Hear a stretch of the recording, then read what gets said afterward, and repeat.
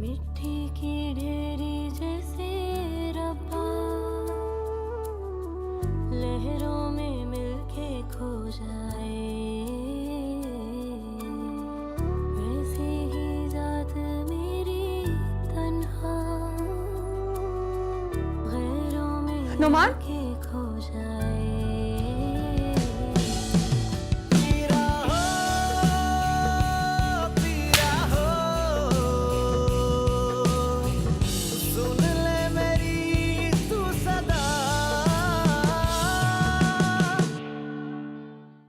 इसके अलावा और कोई नहीं है? हाँ, एक बड़ी बहन थी जिनकी शादी हो गई, छोटा भाई है वो पढ़ रहा है। हो, मुख्तसर सी फैमिली है। अब क्या कर सकते हैं बेटा, नादानी में कर बैठी गलती। अब इसकी गलती की सजा हमें सारी जिंदगी भुगतनी पड़ेगी। माथे पे कलंक लगा गई है हमारे। चोट तो तुमने भी खाई है। जिंदगी में जब तक चोट ना लगे ना, इसके होने का एहसास नहीं होता। मैं मौका देकर नुमान को समझाऊंगी। आपको तो पता है ना समझ है वो। एक राह चलती लड़की को बाहर से उठा के घर ले आया, शादी करके बिजनेस में 35 लाख का फ्रॉड कर लिया, और तुम कह रही हो ना समझ।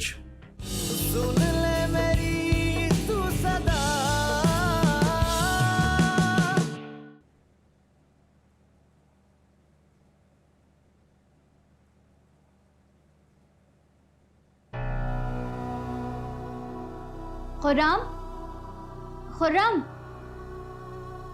कहाँ चला गया? हाँ, शायद नाश्ता लेने गया होगा।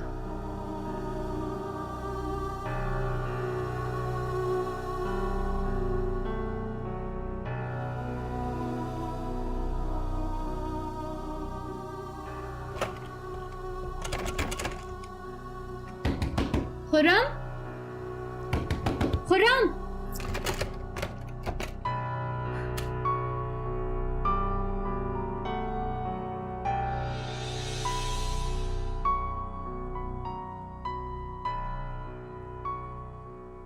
सारा मैं जा रहा हूँ और अब वापस नहीं आऊंगा। तुमने अरसलान के साथ जो खेल खेला और मुझसे बेवफाई की, ये उसका बदला है।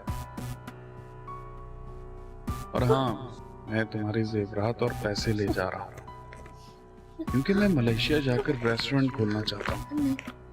नहीं, खुर्रम ऐसा नहीं कर सकता।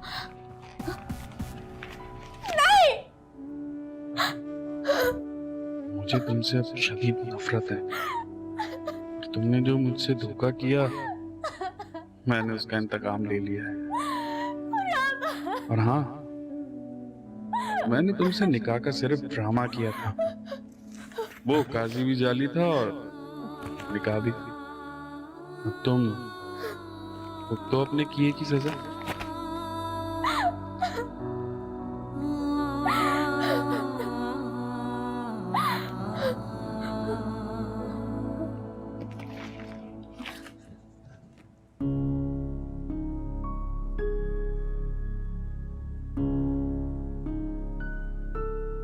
नुमान, नुमान, कौन? नुमान, कौन है सुबह सुबह? नुमान। पापा मुझे बुला रहे हैं। तो जाओ ना, मेरी नींद क्यों खराब कर रहे हो?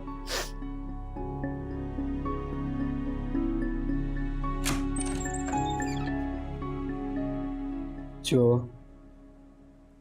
पैसों का बंदोबस्त कर लिया? वो मैं 2 दिन का वक्त मैंने तुम्हें दिया था, जिसमें से 1 दिन गुजर चुका है। हम अगर मुझे कुछ तो ज्यादा मोहलत दें। तुम्हें 2 साल की भी मोहलत दे दूं, तब भी तुम कुछ नहीं कर सकती, क्योंकि जिस लड़की से तुमने शादी की है ना नुमान, उसकी डिमांड्स बहुत ज्यादा है।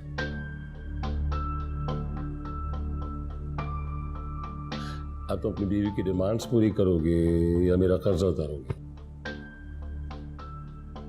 चलो 1 हफ्ते की मोहलत में तुम्हें और देता हूं। उस 1 हफ्ते में तुम मेरा कर्जा उतारोगे या फिर ये घर छोड़ दोगे? और ये मेरा आखिरी फैसला। क्योंकि अगर मैंने तुम दोनों मियाँ बीवी को अपने कारोबार में और अपने घर में शरीक रखा तो मैं तो सड़क पे आ जाऊंगा। इसलिए दोबारा कह रहा हूं कि 1 हफ्ते की मोहलत दे रहा हूं, मेरे पैसे लौटाओ, और अगर नहीं लौटा सके तो इस घर और इस कारोबार से तुम्हारा कोई ताल्लुक नहीं रहेगा।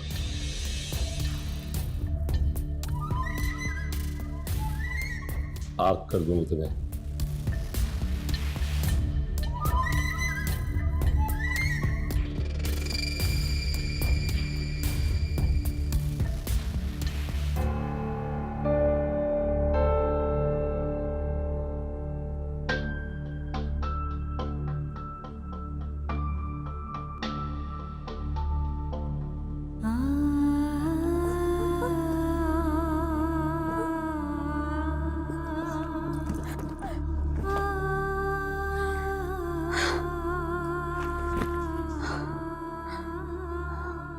मेरे सारे जेवर, सारे पैसे, सब कुछ ले गया। ये सारी जिंदगी की जमा पूंजी सब ले ली। अल्लाह तुझे पूछेगा खुर्रम, कुछ भी नहीं छोड़ के गया। फोन फोन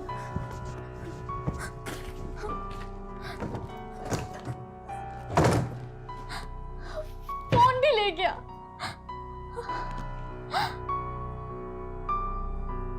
क्या करूं अब?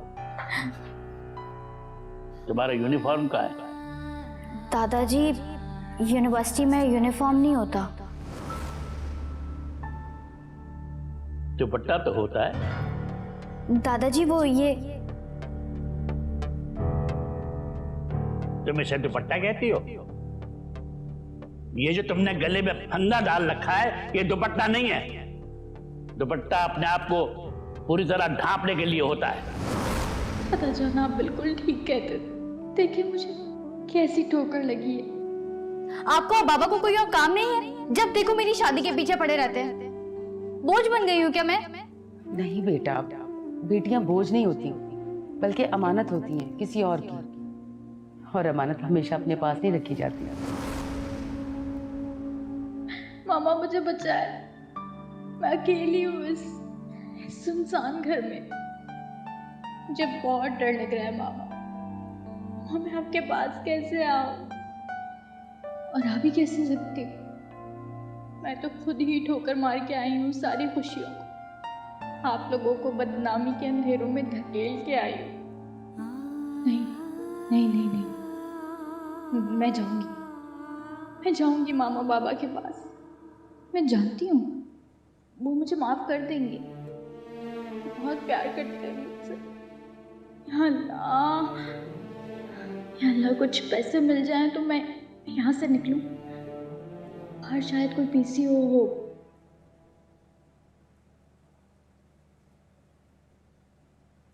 तुम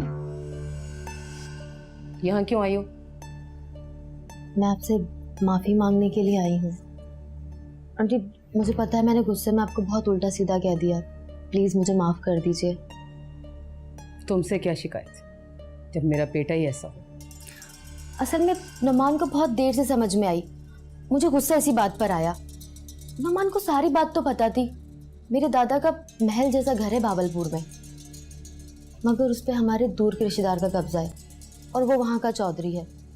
इसीलिए मैंने नुमान से पैसे लिए थे, क्योंकि उस महल की कीमत 20-25 करोड़ की है। अगर 30-40 लाख रुपए लग भी गए कैश में तो वो तो वापस मिल जाएंगे, उसमें क्या बुरा है। 20-25 करोड़ की हवेली?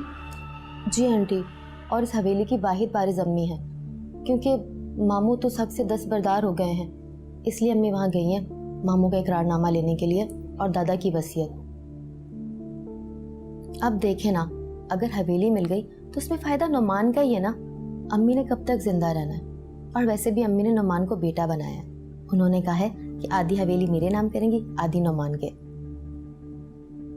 और ये सारी बातें नुमान को मालूम है, उसके बावजूद उन्होंने मुझसे पैसों का तगाजा किया, इसलिए मुझे गुस्सा आ गया। अगर अम्मी को ये सब बात पता चली तो कितना दिल दुखेगा उनका। वैसे भी वो तकरीबन केस जीत चुकी हैं, बस वसीयत मिल जाए तो हवेली हमारे पास आ जाएगी।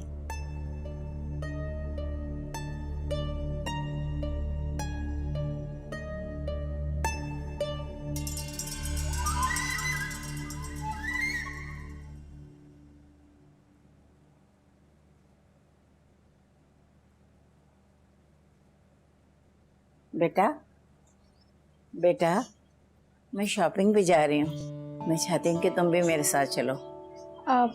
मामा मैं ये बुक पढ़ रही हूँ। अरे किताब तो बाद में भी पढ़ी जा सकती है, तुम पहले मेरे साथ शॉपिंग करने चलो। नहीं मामा, ऐसी कोई बात नहीं है, मेरा दिल नहीं चाह रहा, और मुझे रोज रोज इस तरह से शॉपिंग पे जाने की आदत भी नहीं है ना।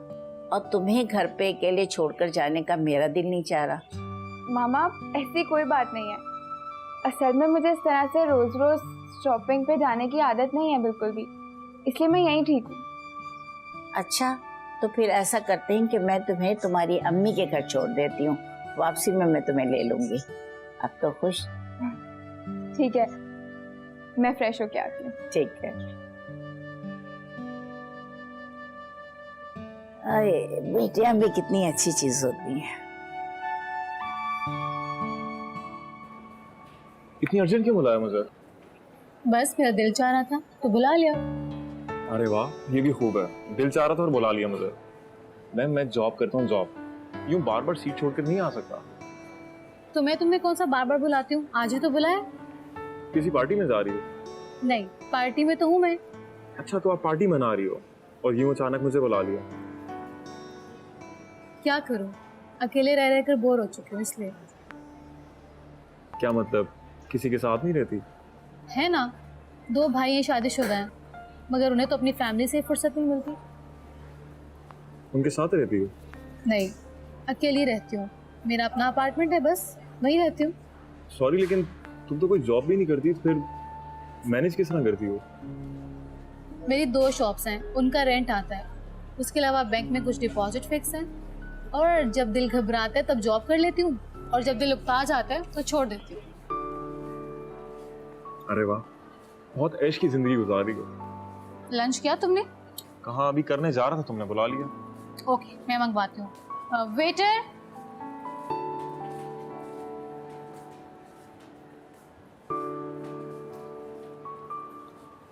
आपी, अब तो चाची जान तुम्हें ऊपर आने से नहीं रोकती ना? नहीं, इन लोगों को अपना होश ही कहाँ है, एक के बाद एक नई मुसीबत आ जाती है। क्या मतलब? अब क्या हो गया? सारा का मसला तो सॉल्व हो गया था ना? हाँ वो तो हो गया है, मगर वो गायब भी तो है। इसकी वजह से जो शादी कैंसिल करनी पड़ी, उसने काफ़ी सारे सवालात खड़े कर दिए। और फिर हर रोज़ कोई ना कोई आ जाता है यही सवाल पूछने कि आखिर शादी कैंसिल क्यों हुई। और पता है क्या, कल तो चाची जान का एक पड़ोसन से झगड़ा भी हो गया। अच्छा, तो उनकी वो चहेती बहू कहाँ है जो हर जगह उनकी हिमायती बनकर घूमती थी? उनके बीच में कुछ खिंचाव सा चल रहा है। अरे वो वासिफ और नाइला से लड़ाई हुई है ना, उसकी और नौमान की, बीबी ने बताया मुझे। उन लोगों की और लड़ाई? उनका तो एक ग्रुप था ना पूरा। हाँ, वो असल में नौमान ने ऑफिस के अकाउंट से 35 लाख रुपए निकालकर बिनेश को दे दिए, और चचा जान को पता चल गया। उन्होंने बहुत ज़्यादा डांटा उन्हें और कहा कि 1 हफ्ते में वापस कर दें वरना आग कर दूंगा। वैसे बहुत अच्छा हुआ, उन्होंने तुम्हें इतनी बातें सुनाई हैं, इतना तंग किया है, उनको कोई तो सजा मिलनी चाहिए थी ना, और मिल रही है। ऐसा ना कहो बेटा, अल्लाह ने हर कदम पे हमारी मदद की है, तो हम उसके मामलात को अपने हाथ में क्यों लें? उसी पे छोड़ देने चाहिए ना। तुम देखना, बहुत जल्द मासूमा का घर भी आबाद हो जाएगा।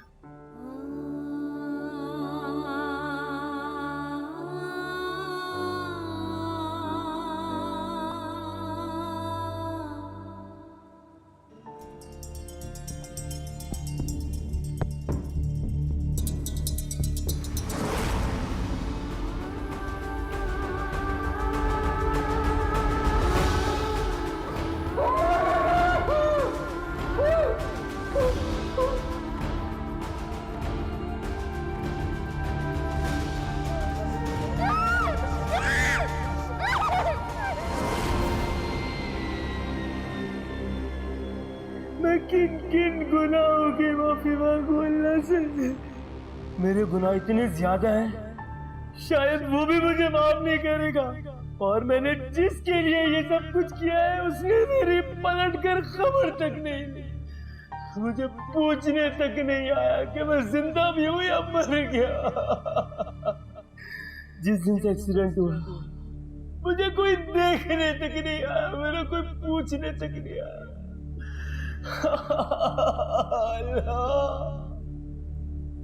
या अल्लाह मुझे माफ कर दे, मुझे माफ कर दे या अल्लाह, या अल्लाह मुझे माफ कर दे। ये तो मेरा अल्लाह भी माफ नहीं करेगा, मेरे गुनाह इतने ज्यादा है। मैं किन किन गुनाहों की माफी मांगू अल्लाह से, किन किन गुनाहों की माफी मांगू अल्लाह से। या अल्लाह मुझे अजाब दे, मुझे और अजाब दे या अल्लाह। मैं गुनाहगार बंदा हूँ, मैं बदकार हूँ या अल्लाह, मुझे और गुनाह दे, और गुनाह दे मुझे। अबे यार तुझे फिर दौरा पड़ गया। या अल्लाह मुझे माफ कर।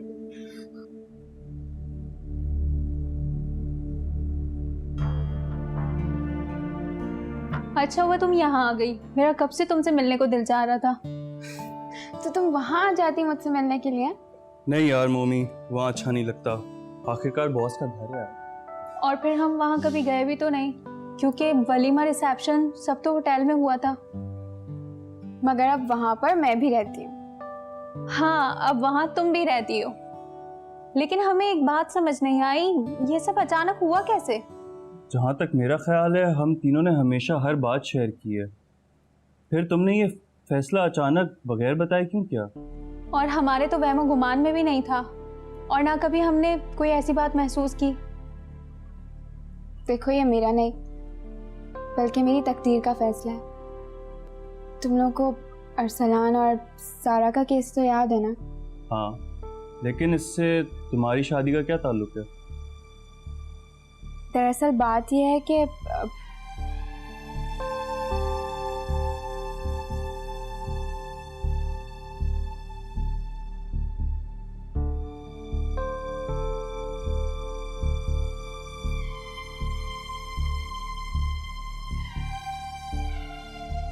माय गॉड, तुम पर इतनी मुश्किलें आई और तुमने हमें बताया तक नहीं।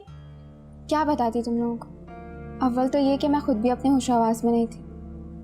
दूसरा ये कि ये सब कुछ इतने जल्दी हुआ कि मुझे भी खुद कुछ समझ नहीं आया।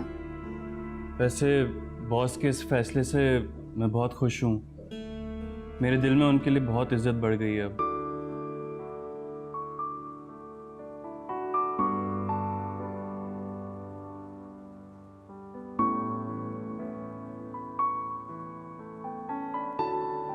कैसे निकलूंगी मैं इस कैद से? दूर दूर तक किसी इंसान का नामो निशान तक नहीं। कितनी आवाजें दी हैं मैंने, उफ अल्लाह, भूख से दम निकला जा रहा है। लगता है कल तक ऐसे रही तो मर जाऊंगी। तुम कौन हो तुम? ये घर भी मेरा है और ये गेट और ताला भी मेरा है, और ये तुम पूछने वाली कौन हो? तुम कौन हो? वो मैं खुर्रम। खुर्रम की माशूका हो तुम? मैं उसकी बीवी हूँ। इतनी खूबसूरत बीवी, वो तुझे छोड़कर भाग गया है। खैर मैं तुझसे बाद में निपटूंगा, अभी मैं पेट पूजा कर लूं।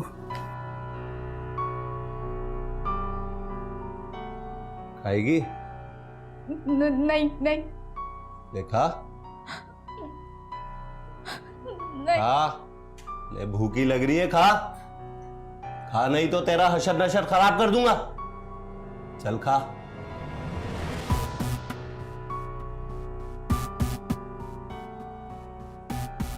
मैंने अपने मामा पापा के पास जाना है, प्लीज मुझे उनके पास छोड़ दो। पहले खा, फिर मैं तुझे छोड़ दूंगा तेरे बाबा के घर।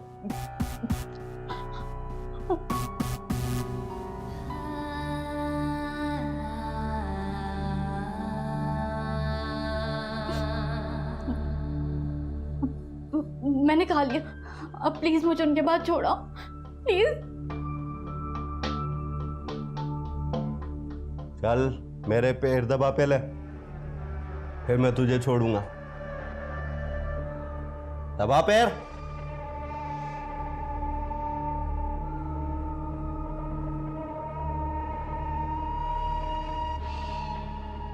दबा, दबाती है या?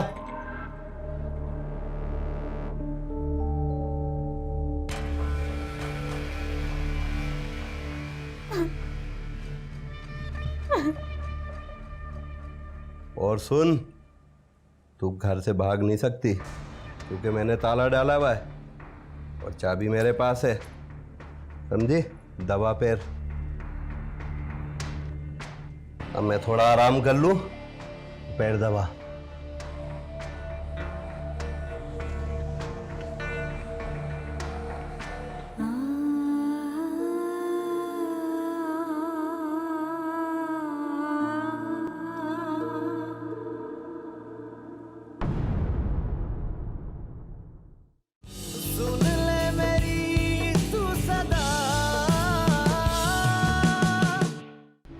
चीटर, फ्रॉड, देखना अब तुम्हारी कजन की जिंदगी कैसे बर्बाद करते हैं, जैसे इसने मेरी की थी। औरतों को जानवर समझते हैं, घर में कैद करके रखना चाहते हैं। आज से 4 साल पहले जब आपके शौहर की डेथ हुई थी और आपकी बेटी को अगवा किया गया था, ये सब मैंने तौकीर साहब के कहने पर किया था। तो क्या आप अब भी वकार अंकल को याद करती हैं? मैं उसे भूली ही कब, जो याद करने की नौबत आए